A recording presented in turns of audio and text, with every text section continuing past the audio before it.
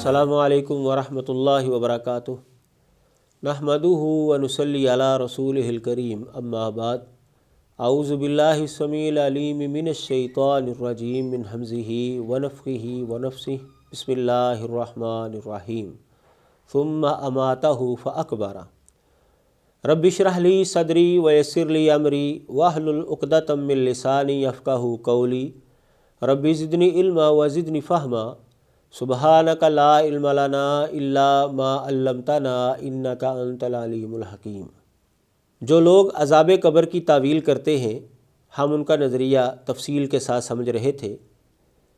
پچھلے پروگراموں کے اندر ہم نے یہ گفتگو کی کہ بقول ان کے اس جسم کو عذاب اور راحت نہیں ہوتی جو جسم دنیا کے اندر چلتا پھرتا ہے، بلکہ عالم برزخ کے اندر روح کو الگ جسم ملتا ہے، اس کے ساتھ یہ راحت والا یا عذاب والا معاملہ ہوتا ہے۔ قرآن مجید، احادیث مبارکہ، سلف صالحین اور عام محاورے کے اعتبار سے ہم نے یہ بات سمجھی کہ میت کا لفظ اس جسم کے اوپر بولا جاتا ہے جو دنیاوی جسم ہوتا ہے، اور روح اس سے جدا ہو جاتی ہے، اور جو معاملات ہوتے ہیں وہ میت کے ساتھ ہوتے ہیں۔ لہٰذا ثابت ہوتا ہے کہ میت کے ساتھ، یعنی اسی جسم کے ساتھ، یہ راحت والا اور عذاب والا معاملہ اور سوال و جواب والا معاملہ ہوتا ہے۔ آج ہم ان کے نظریے کا دوسرا جز جو ہے اس پر گفتگو کریں گے کہ عذاب اس زمینی گڑھے کے اندر نہیں ہوتا، بلکہ عالم برزخ کے اندر ہوتا ہے۔ جیسا کہ میں نے پہلے یہ بات واضح کی کہ ان کے نظریے کے دو جز ہیں۔ عذاب یہاں پر نہیں ہوتا، دنیا کے اندر نہیں ہوتا، دنیاوی قبر کے اندر نہیں ہوتا، بلکہ عالم برزخ کے اندر ہوتا، اور اس دنیاوی جسم کو نہیں ہوتا، روح کو الگ جسم ملتا ہے، اس کے ساتھ یہ معاملات ہوتے ہیں۔ تو ہم ان کا دوسرا جو جز ہے اس کے اوپر تفصیلی گفتگو کرتے ہیں کہ جو راحت والا معاملہ ہے یا عذاب والا معاملہ ہے وہ اس زمینی گڑھے کے اندر ہوتا ہے یا کہ عالم برزخ کے اندر ہوتا ہے۔ ہمارا جو نظریہ وہ تو واضح ہے، پہلے بھی میں نے کئی دفعہ یہ بات دہرائی کہ جہاں پر میت ہے وہاں پر اس کے ساتھ معاملات ہوتے ہیں، اور جہاں پر روح ہے وہاں پر روح کے ساتھ معاملات ہوتے ہیں۔ پہلے نمبر پر ہم یہ بات سمجھتے ہیں کہ قرآن و حدیث اور عام محاورے کے اندر لفظ قبر کس جگہ کو کہا جاتا ہے۔ حدیث مبارکہ کے اندر یہ بات موجود ہے، عذاب القبر حق، کہ عذاب قبر برحق ہے۔ جب ہم یہ سمجھ لیں گے کہ قبر کس کو کہا جاتا ہے تو پھر وہاں پر عذاب ہونا وہ خود بخود جو ہے اس کو ماننا پڑے گا۔ تو قرآن و حدیث سے جب ہم دیکھتے ہیں تو ہمیں یہ بات معلوم ہوتی ہے کہ اس زمینی گڑھے کو قبر کہا گیا ہے۔ سورۃ توبہ کے اندر اللہ تبارک و تعالیٰ نے فرمایا ہے، وَلَا تَقُمْ عَلَىٰ قَبْرِهِ، اس کی قبر کے اوپر تو کھڑا نہ ہو۔ منافق کی قبر کے اوپر آپ نے کھڑا نہیں ہونا۔ نبی علیہ الصلوۃ والسلام کو اللہ تعالیٰ یہ حکم دے رہے ہیں۔ معلوم ہوا کہ یہ جس قبر کے اندر میت کو دفنایا جاتا ہے اس قبر کو عربی زبان کے اندر، قرآن مجید کی زبان کے اندر قبر کہا گیا، اس گڑھے کو قبر کہا گیا ہے۔ سورۃ الحج کے اندر ہے دوسری دلیل قرآن مجید سے، وَأَنَّ السَّاعَةَ آتِيَةٌ لَا رَيْبَ فِيهَا، قیامت آنے والی ہے، اس میں کوئی شک نہیں ہے۔ وَأَنَّ اللَّهَ يَبْعَثُ مَن فِي الْقُبُورِ، اور اللہ تبارک و تعالیٰ قبروں کے اندر جو قبروں کے اندر لوگ موجود ہیں نا ان کو اٹھائے گا۔ اب قیامت والے دن لوگوں کو اٹھائے گا، کہاں سے اٹھائے گا؟ یہ تو سب مسلمانوں کا متفقہ عقیدہ ہے کہ اس زمین سے ہی اٹھائے گا اللہ تعالیٰ۔ تو اب وہ میت رکھی کہاں جاتی ہے؟ اس زمین کے اندر ہی، تو یہاں سے اس کو اٹھانا ہے۔ تو لفظ کون سا استعمال کیا اللہ تعالیٰ نے؟ القبور، قبر کی جمع۔ تو قبروں سے اٹھایا جائے گا۔ معلوم ہوا کہ اس زمینی گڑھے کو ہی قبر کہا گیا ہے جہاں پر میت پہنچتی ہے۔ تیسری دلیل سورۃ الفاطر کے اندر اللہ تعالیٰ فرماتے ہیں، ان اللہ یسمع من یشاء وما انت بمسمع من فی القبور، اللہ تعالیٰ جسے چاہتا ہے سناتا ہے، اور تو قبروں کے اندر رہنے والوں کو سنانے والا نہیں ہے۔ یہاں پر بھی لفظ قبور استعمال ہوا ان لوگوں کے لیے جن کو دنیا کے اندر جو ہے وہ زمینی گڑھے کے اندر دفنایا گیا ہے۔ سورۃ الممتحنہ کے اندر اللہ تعالیٰ فرماتے ہیں، چوتھی دلیل، یا ایھا الذین آمنوا لا تتولوا قوما غضب اللہ علیہم قد یئسوا من الآخرۃ کما یئس الکفار من اصحاب القبور۔ اے ایمان والو، ایسی قوم کو دوست نہ بناؤ جس پر اللہ کا غضب ہو گیا اور وہ آخرت سے نا امید ہو چکے ہیں، جیسا کہ کافر قبروں والوں سے نا امید ہو چکے ہیں۔ یہاں پر بھی لفظ اصحاب القبور آیا ہے، اور اس سے مراد وہی زمینی گڑھے کے اندر زمینی گڑھے کو جو ہے وہ یہ لفظ جو ہے بولا گیا ہے۔ سورۃ الانفطار کے اندر اللہ تعالیٰ فرماتے ہیں وَإِذَا الْقُبُورُ بُعْثِرَتْ، جب قبروں کو جو ہے وہ کھول دیا جائے گا۔ قیامت والے دن جو ہے یہی قبریں جو ہیں، یہی جگہ جہاں پر میت ہے، اسی کو کھولا جائے گا اور یہاں سے جو ہے مردے جو ہے وہ نکلیں گے۔ سورۃ العادیات کے اندر اللہ تعالیٰ فرماتے ہیں افلا یعلم اذا بعثر ما فی القبور، کیا اسے پتہ نہیں ہے جب قبروں کے اندر جو چیز ہے اس کو نکال دیا جائے گا؟ کیا وہ جانتا نہیں ہے اس چیز کو؟ قیامت والے دن کہاں سے نکالا جائے گا؟ انہی قبروں سے، زمین کے انہی گڑھوں سے جو ہے، جہاں جہاں پر میت پہنچی ہے، جیسے بھی پہنچی ہے، اس کو وہاں سے کھڑا کر دیا جائے گا۔ سورۃ التکاثر کے اندر اللہ تعالیٰ فرماتے ہیں، یہ 7ویں دلیل ہے، الہاکم التکاثر حتی زرتم المقابر، مقابر کا لفظ بھی استعمال ہوا، تو حتیٰ کہ تم نے قبروں کی زیارت کر لی، دنیا کے معاملات کے اندر کثرت نے تم کو غافل کر دیا، حتیٰ کہ تم قبروں کے اندر جا پہنچے۔ تو اب کس قبر کے اندر، یعنی مرنے کے بعد انسان کہاں پر پہنچتا ہے؟ وہ یہی قبر ہے، زمینی گڑھا۔ تو مرنے تک انسان کی یہی خواہش ہوتی ہے، مزید مزید اور مل جائے اور مل جائے۔ تو قرآن مجید کی ان 7 دلیلوں سے ہمیں یہ بات معلوم ہوئی کہ لفظ قبر اس جگہ کے اوپر بولا جاتا ہے جہاں پر میت کو، یعنی اس جسم کو رکھا جاتا ہے، جہاں پر یہ جسم پہنچتا ہے، کیونکہ وہاں سے ہی اس جسم کو دوبارہ قیامت والے دن اٹھایا جائے گا۔ احادیث مبارکہ سے ہم دیکھتے ہیں کہ لفظ قبر کس گڑھے کے اوپر بولا گیا ہے۔ وہ جو عالم برزخ کے اندر جو ان کی خیالی قبر ہے اس کو قبر کہا گیا ہے، یا جہاں پر میت کو رکھا جاتا ہے اس کو قبر کہا گیا ہے۔ صحیح بخاری کے اندر حدیث ہے، پہلی حدیث آپ کے سامنے، حضرت انس رضی اللہ تعالیٰ عنہ حدیث کے راوی ہیں، مر النبی صلی اللہ علیہ وسلم بامرأۃ عند قبر وہی تبکی فقال اتق اللہ واصبری۔ نبی علیہ الصلوۃ والسلام ایک عورت کے پاس سے گزرے جو عورت ایک قبر کے پاس تھی اور وہ رو رہی تھی، تو نبی علیہ السلام نے فرمایا اللہ سے ڈر جا اور صبر کر۔ نبی علیہ الصلوۃ والسلام کہاں سے گزرے؟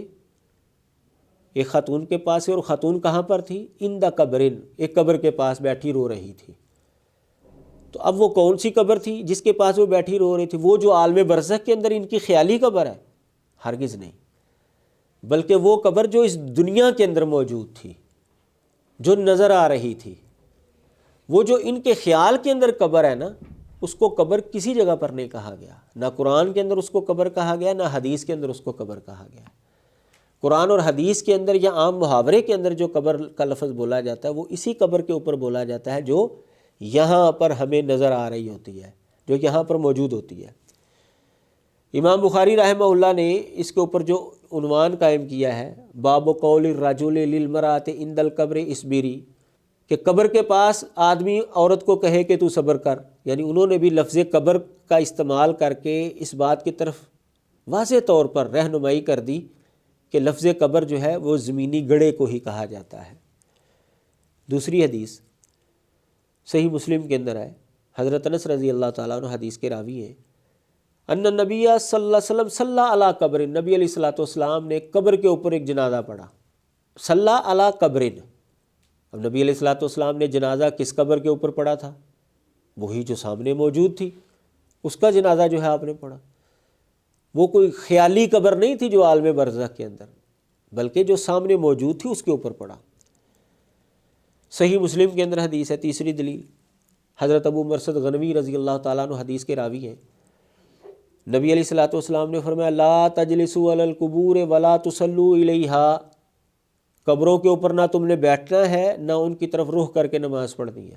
کن قبروں کے اوپر بیٹھنے کی ممانعت ہے؟ کن قبروں کی طرف منہ کر کے نماز پڑھنے کی ممانعت ہے؟ وہ یہی جو دنیا کے اندر ہمیں نظر آ رہی ہے۔ ان قبروں کے اوپر نہ تو مجاور بن کر بیٹھا جا سکتا ہے، نہ ویسے اس کے اوپر بیٹھا جا سکتا ہے، اور نہ ہی ان کی طرف رخ کر کے نماز پڑھی جا سکتی ہے۔ اب جو ان کے خیال کے اندر عالم برزخ میں جو قبر ملتی ہے، بھئی نہ تو وہ کسی کو نظر آ رہی ہوتی ہے، نہ کوئی اس کے اوپر بیٹھ سکتا ہے، نہ کوئی اس کی طرف رخ کر سکتا ہے، تو پھر ممانعت کس جگہ سے ہوئی؟ ظاہر ہے کہ ممانعت اس جگہ سے ہوگی جو ہمیں آنکھوں سے نظر آ رہی ہوگی، اور وہ یہی قبر ہے جو دنیا کے اندر موجود ہے، زمینی گڑھا۔ چوتھی دلیل، حضرت جابر رضی اللہ تعالیٰ عنہ حدیث کے راوی ہیں، نبی علیہ الصلوۃ والسلام کے حوالے سے فرماتے ہیں اتن نبی صلی اللہ علیہ وسلم قبر عبداللہ ابن ابی فاخرجہ من قبرہ فوضعہ علی رکبتیہ ونفث علیہ من ریقہ والبسہ قمیصہ، کہ نبی علیہ الصلوۃ والسلام عبداللہ بن ابی کی قبر کے پاس آئے، یہ منافقوں کا سردار تھا، اس کا بیٹا وہ مخلص مسلمان تھا، اس نے آ کر نبی علیہ الصلوۃ والسلام سے گزارش کی، تو پھر نبی علیہ الصلوۃ والسلام ان کے کہنے پر جو ہے وہ تشریف لائے اور عبداللہ بن ابی کی میت کے ساتھ جو ہے وہ یہ معاملہ کیا۔ کیا کیا؟ لفظ کیا ہے؟ نبی علیہ الصلوۃ والسلام عبداللہ بن ابی کی قبر کے پاس آئے، فاخرجہ من قبرہ، پھر اس کو اس کی قبر سے نکالا۔ یہ تو نہیں نبی علیہ السلام نے وہ جو عالم برزخ کے اندر قبر تھی وہاں سے اس کو واپس بلایا، نہیں، یہی جو زمینی گڑھا تھا جہاں پر اس کو رکھا گیا تھا، ابھی مٹی اس پر نہیں ڈالی گئی تھی، میت جو ہے وہ قبر کے اندر رکھی گئی، تو نبی علیہ الصلوۃ والسلام تشریف لائے، اس کی میت کو باہر نکالا گیا، فوضعہ علی رکبتیہ، نبی علیہ الصلوۃ والسلام نے اس کی میت کو اپنے گھٹنوں کے اوپر رکھا، ونفث علیہ من ریقہ، نبی علیہ الصلوۃ والسلام نے اپنا لعاب مبارک اس کے اوپر تھوکا، والبسہ قمیصہ، اور نبی علیہ الصلوۃ والسلام نے اس کو اپنی قمیض جو ہے وہ پہنائی۔ تو اب یہ لفظ قبر بولا گیا اس حدیث کے اندر، کون سی قبر تھی؟ وہ عالم برزخ والی جو ان کے خیالوں کے اندر موجود ہے، یا کہ وہ قبر جو یہاں پر ہمیں نظر آ رہی تھی، وہ والی قبر جو دنیا کے اندر موجود تھی، اس کے لیے یہ لفظ بولا گیا ہے۔ یہ صحیح مسلم کے اندر حدیث موجود ہے۔ پانچویں حدیث، حضرت ابو ہریرہ رضی اللہ تعالیٰ عنہ حدیث کے راوی ہیں کہ مسجد کی صفائی کرنے والی ایک خادمہ تھی یا خادم تھا، تو وہ رات کے وقت فوت ہو گیا، تو صحابہ نے نبی علیہ الصلوۃ والسلام کو تکلیف دینا مناسب نہ سمجھا اور خود ہی جنازہ پڑھ کر جو ہے اس کو دفنا دیا۔ کچھ دنوں کے بعد نبی علیہ الصلوۃ والسلام کو جب وہ نظر نہ آئی خاتون، تو آپ نے پوچھا وہ کدھر ہے؟ تو بتایا جی وہ تو فوت ہو گئی تھی۔ تو نبی علیہ الصلوۃ والسلام نے صحابہ کو یہ حکم دیا، دلونی علی قبرہ، مجھے اس کی قبر کی طرف رہنمائی کرو، مجھے بتاؤ اس کی قبر کہاں ہے۔ تو صحابہ جو ہے نبی علیہ الصلوۃ والسلام کو اس کی قبر پر لے کر آئے، اور آپ نے وہاں پر قبر کے اوپر جو ہے جنازہ پڑھا۔ پھر آپ نے فرمایا کہ یہ قبریں جو ہیں اندھیروں سے بری ہوئی ہوتی ہیں، جو میتیں وہاں پر جاتی ہیں ان کے اوپر یہ اندھیروں سے بری ہوئی ہوتی ہیں، وَإِنَّ اللَّهَ يُنَوِّرُهَا لَهُمْ بِالصَّلَاةِ عَلَيْهِمْ، میں جب ان کا جنازہ پڑھتا ہوں تو اللہ تعالیٰ میرے جنازہ پڑھنے کی وجہ سے ان کی قبروں کو منور کر دیتا ہے، تم نے کیوں نہیں مجھے بتایا تھا، چلو مجھے وہاں پر لے کر چلو۔ تو نبی علیہ الصلوۃ والسلام وہاں پر گئے اور جنازہ پڑھا وہاں پر۔ صحیح مسلم کے اندر یہ حدیث موجود۔ اب یہ کون سی قبر تھی جو نبی علیہ الصلوۃ والسلام نے پوچھی صحابہ سے، اور صحابہ کس قبر کے پاس لے کر گئے تھے؟ وہ عالم برزخ والی جو خیالی قبر ہے ان کی، یا کہ وہ قبر جو وہاں پر سامنے نظر آ رہی تھی؟ ان حدیث مبارکہ سے ہم اس نتیجے پر پہنچے کہ جیسے قرآن مجید کے اندر آنے والا لفظ قبر اس زمینی گڑھے کے اوپر بولا جاتا ہے، اسی طرح احادیث مبارکہ کے اندر بھی آنے والا لفظ قبر اسی زمینی گڑھے کے اوپر جو ہے بولا جاتا ہے۔ جو خیالی قبر ہے، جو عالم برزخ کے اندر جو انہوں نے قبر بنائی ہوئی ہے، نہ قرآن مجید کے اندر اس کو قبر کا لفظ دیا گیا ہے، نہ کسی حدیث کے اندر اس کو قبر کا لفظ دیا گیا ہے۔ اب میں آپ کے سامنے ایسے دلائل رکھتا ہوں جن سے یہ بات واضح طور پر معلوم ہوتی ہے کہ عذاب قبر یا راحت قبر وہ قبر والوں کو ہوتا ہے، اور لفظ قبر کس کے لیے بولا گیا ہے؟ زمینی گڑھے کے لیے۔ جیسا کہ پہلے بھی میں نے حدیث آپ کے سامنے رکھی، عذاب القبر حق، نبی علیہ السلام سے جب پوچھا گیا کہ قبر کے اندر عذاب ہوتا ہے تو آپ نے فرمایا نعم عذاب القبر حق، عذاب قبر جو ہے وہ حق ہے۔ تو آپ کے سامنے پہلی دلیل میں رکھتا ہوں، حضرت ابو سعید خدری رضی اللہ تعالیٰ عنہ حدیث کے راوی ہیں، بینما النبی صلی اللہ علیہ وسلم فی حائط لبنی النجار علی بغلۃ اللہ، نبی علیہ الصلوۃ والسلام بنو نجار کے ایک باغ کے اندر تھے اور خچر پر سوار تھے، ونحن معہ، اور ہم آپ کے ساتھ تھے، اذ حادت بہ فقادت تلقیہ، وہ کودنا شروع ہو گیا، اچھلنا شروع ہو گیا آپ کو لے کر، قریب تھا کہ وہ آپ کو گرا دیتا۔ تو ہم نے دیکھا کہ 6، 5 یا 4 قبریں ہیں وہاں پر فیضا اکبر ستۃ او خمسۃ او اربعۃ، قبریں ہیں وہاں پر۔ اور قبر کس کو کہا گیا ہے؟ اس زمینی گڑھے کو۔ تو نبی علیہ الصلوۃ والسلام نے پوچھا من یعرف اصحاب هذه الاقبر، ان قبروں والوں کو کون پہچانتا ہے، کس کو پتہ ہے ان کے بارے میں؟ ایک آدمی نے کہا جی انا، مجھے پتہ ہے۔ نبی علیہ الصلوۃ والسلام نے پوچھا متى مات هؤلاء، یہ کب مرے تھے؟ تو اس صحابی نے بتایا ماتوا فی الاشراق، یہ شرک کی حالت میں مرے تھے۔ تو نبی علیہ الصلوۃ والسلام نے فرمایا ان هذه الامة تبتلى فی قبورها، اس امت کی آزمائش ان کی قبروں کے اندر ہوگی۔ فلولا اللہ تدافنوا لدعوت اللہ ان یسمیکم من عذاب القبر الذی اسمع، اگر مجھے یہ خطرہ نہ ہو کہ تم مردوں کو دفنانا چھوڑ دو گے تو میں اللہ تعالیٰ سے دعا کرتا کہ جو مجھے عذاب قبر سنائی دے رہا ہے نا، تمہیں بھی وہ اللہ تعالیٰ سنائے۔ یہ صحیح مسلم کے اندر حدیث موجود ہے۔ اب اس حدیث سے واضح طور پر یہ بات معلوم ہو رہی ہے کہ قبر والوں کو عذاب ہوتا ہے، اور قبر کے اندر سے عذاب کی آواز بھی آتی ہے۔ نبی علیہ الصلوۃ والسلام نے اللہ تبارک و تعالیٰ کے اذن سے وہ آواز سن لی، لیکن باقی انسان جو ہے وہ نہیں سن سکتے۔ اور قبر کس کو کہا جاتا ہے؟ اس زمینی گڑھے کو۔ معلوم ہوا کہ اس زمینی گڑھے کے اندر یہ معاملات ہوتے ہیں۔ اور جو جانور بدکا تھا وہ کون سی قبروں کو دیکھ کر بدکا تھا؟ وہی قبریں جو وہاں پر موجود تھیں، جو نظر آ رہی تھی، زمینی گڑھے تھے وہاں پر۔ وہ کو عالم برزخ کے اندر کوئی خیالی قبر نہیں تھی جس کو دیکھ کر وہ جانور بدکا تھا۔ معلوم ہوا کہ اس زمینی گڑھے کے اندر جب میت کو رکھا جاتا ہے تو اس میت کے ساتھ اسی زمینی گڑھے کے اندر معاملات ہوتے ہیں۔ وہ کو عالم برزخ کے ساتھ اس کو الگ جسم نہیں ملتا روح کو۔ جہاں پر روح ہے وہاں پر روح کے ساتھ معاملات ہوتے ہیں، اور جہاں پر جسم ہے وہاں پر جسم کے ساتھ معاملات ہوتے ہیں۔ اب اس حدیث کے اوپر آپ غور کریں کہ نبی علیہ الصلوۃ والسلام نے فرمایا کہ اگر تم عذاب قبر سن لو تو تم میتوں کو دفنانا چھوڑ دو۔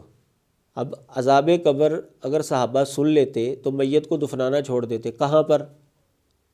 اس زمینی گڑھے کے اندر ہی نا۔ اگر صحابہ کو یہ پتہ ہوتا کہ اس زمینی گڑھے کے اندر کچھ بھی نہیں ہوتا بلکہ عالم برزخ کے اندر ہی ہوتا ہے، تو پھر یہاں پر دفنانے سے کیوں رکتے؟ لا محالہ یہ بات واضح طور پر ہمیں سمجھ میں آ رہی ہے کہ اسی گڑھے کے اندر یہ معاملات ہوتے ہیں، اسی لیے تو صحابہ نے رک جانا تھا میت کو دفنانے سے۔ اب جو لوگ اس گڑھے کے اندر عذاب کے یا راحت کے قائل نہیں ہیں، وہ کہتے ہیں جی یہ تو معجزہ تھا۔ بھئی معجزہ یہ تھا کہ نبی علیہ الصلوۃ والسلام نے اس کو سن لیا۔ صحابہ کا دفنانا چھوڑ دینا یا اس جانور کا بدکنا یہ تو معجزہ نہیں تھا نا، لہٰذا اس کو معجزہ قرار دے کر جو ہے پیچھا نہیں چھڑایا جا سکتا، کیونکہ یہ ساری حدیث معجزہ نہیں ہے۔ نبی علیہ الصلوۃ والسلام کا بذات خود سننا یہ معجزہ تو ہے، لیکن جانور کا بدکنا یا صحابہ کو اگر سنا دیا جاتا اور وہ مردوں کو دفنانا چھوڑ دیتے، یہ معجزہ نہیں ہے۔ یہاں پر وہ سوال کرتے ہیں جی اگر جانور بدکا تھا تو اب کیوں نہیں جانور بدکتے؟ بھائی قبرستان کے اندر آپ جانوروں کو لے جائے تو وہ بدکتے نہیں ہیں۔ تو اس کا جواب جو ہے وہ تو ہر بندے کو یہ بات سمجھ میں آتی ہے کہ کوئی چیز کا اگر کوئی انسان عادی ہو جائے تو اس کا اثر جو ہے وہ نہیں ہوتا اس کے اوپر۔ مثال کے طور پر آپ مین جی ٹی روڈ کے پاس اگر آپ کی رہائش ہے، نئے وہاں پر آپ گئے ہیں تو رات کو جب گاڑیاں گزریں گی تو آپ سوئے ہوئے بیدار ہو جائیں گے، ہارن بجے گا تو آپ بیدار ہو جائیں گے، آوازار ہو جائیں گے۔ ایئرپورٹ کے پاس اگر آپ کا گھر ہے، نیا آپ نے لیا ہے، تو جب ہوائی جہاز وہاں سے گزرے گا اس کی آواز سے آپ جو ہے وہ پریشان ہو جائیں گے۔ لیکن کچھ عرصے کے بعد آپ جب عادی ہو جائیں گے تو جتنا مرضی کو ہارن بجاتا رہے، جتنے مرضی ہوائی جہاز آپ کے گھر کے اوپر سے گزرتے رہیں، آپ آرام کے ساتھ ہی رہیں گے، کیونکہ اب آپ اس کے عادی ہو چکے۔ تو جانور جو ہیں وہ عذاب قبر کو سن لیتے ہیں، وہ اس کے عادی ہو چکے ہیں، اس لیے اب وہ نہیں بدکتے۔ لیکن کبھی کبھار جو ہے جب وہ زیادہ ہولناک آواز ان تک پہنچتی ہے تو وہ بھی بدک جاتے ہیں، جیسا کہ ایک ہارن کا عادی آدمی جب کوئی زیادہ خطرناک ہارن جو ہے اس کے سامنے بجایا جائے تو وہ بھی بدک جائے گا، حالانکہ عام ہارن اگر بجایا جائے تو وہ نہیں بدکے گا کیونکہ وہ اب عادی ہو چکا ہے۔ اسی طرح اگر آپ گاؤں والوں سے پوچھیں تو جو جانور ان کو تنگ کرتا ہے، خاص طور پر گدھا جو ہے وہ تنگ کرتا ہے، تو وہ گاؤں والے جو ہے یہ کہتے ہیں کہ اس کو نہ رات قبرستان کے اندر باندھ آؤ۔ وہاں پر وہ اپنے فہم کے مطابق بات کرتے ہیں کہ جی وہاں پر ہوائی چیزیں ہوتی ہیں تو یہ جو ہے نا سیدھا ہو جائے گا۔ وہ رات کو اس کو وہاں پر باندھتے ہیں، وہ پسینے کے اندر جو ہے وہ ڈوب جاتا ہے، گھبرایا ہوا ہوتا ہے۔ حدیثوں کو جب ہم پڑھتے ہیں تو پتہ چلتا ہے کہ وہ اصل میں وہاں پر قبر والوں کا جو عذاب ہو رہا ہے نا اس کو سن رہا ہوتا ہے، اس وجہ سے جو ہے وہ گھبرا جاتا ہے اور پسینے کے اندر جو ہے وہ ڈوب جاتا ہے۔ تو یہ بات جو ہے وہ ہمارے معاشرے کے اندر بھی یہ چیز چلتی ہے۔ تو بہرحال یہ کہنا کہ جی اب جانور جو ہے وہ نہیں بدکتے، تو اس کے پتہ چلتا ہے کہ جی وہ ایک خاص شکل تھی یا وہ کوئی معجزہ تھا، یہ بات بالکل غلط ہے، کیونکہ جانور جو ہے وہ عادی ہو چکے ہیں، اور جو عادی ہو چکا ہوتا ہے اس کے اوپر چیز کا اثر جو ہے وہ عمومی طور پر نہیں ہوتا۔ نہ بدکنے کی اور بھی وجوہات ہو سکتی ہیں۔ یہ بھی ممکن ہے کہ اللہ تبارک و تعالیٰ ہر وقت نہیں ان کو سناتا، جب چاہتا ہے ان کو سنا دیتا ہے اور جب چاہتا ہے نہیں سناتا۔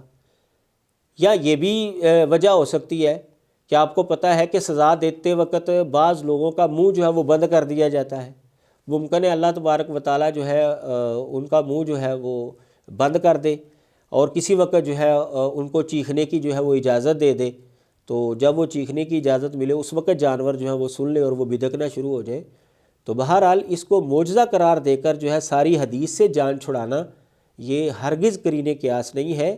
نبی علیہ الصلوۃ والسلام کا سننا جو ہے وہ تو معجزہ ہے، لیکن صحابہ اگر سن لیتے اور میتوں کو دفنانا چھوڑ دیتے، یہ اور جانور کا بدکنا اور جو قبریں سامنے آئی تھیں یہ تو معجزہ نہیں ہے نا۔